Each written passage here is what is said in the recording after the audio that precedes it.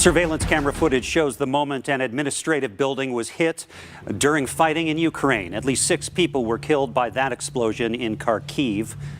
The U.S. Secretary of State says Russia has killed Ukrainian civilians and hit schools, hospitals, and homes. Ukrainian President Volodymyr Zelensky labeled the attack as war crimes. Emily Schmidt reports on the 6th day of the invasion. This is just one moment, but it shows how Ukrainians, some wrapped in flags, all driven to defend, responded when they saw a Russian vehicle approach. We are fighting for our rights, for our freedoms, for life, for our life. And now we're fighting for survival. The UN estimates at least 102 civilians have died so far. That figure likely underestimates the true toll. Ukraine's president accuses Russia of war crimes, which the Kremlin rejects, for bombing the city of Kharkiv. This video shows a government building destroyed after a military strike. A voice on the video says there are many injured I can't see. The Russian military warns of more attacks. Satellite images from late Monday show a 40-mile-long Russian convoy approaching Ukraine's capital. The U.S. Secretary of State floated the idea Tuesday of kicking Russia off the UN Human Rights Council.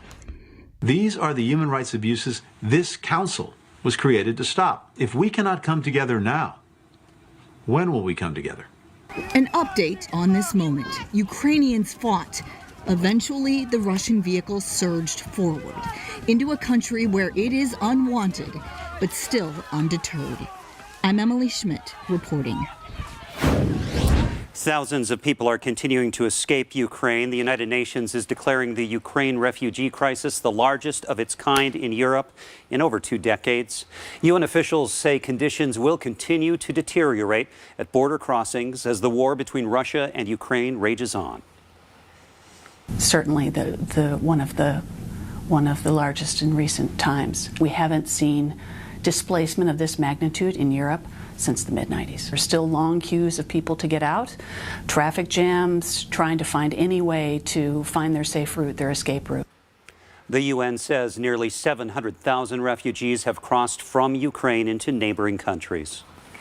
Russia is the world's #2 producer of oil. So with new sanctions against the country, President Joe Biden and other world leaders, they have agreed on a deal to lessen the effect on gas prices.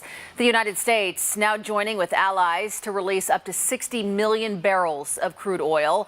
Half of that total, 30 million barrels, will come from the U.S. Strategic Petroleum Reserve. The reserve is a stockpile of 600 million barrels of crude oil stored underground in Louisiana and Texas. The other half of the 60 million will come from stockpiles in Europe and Asia.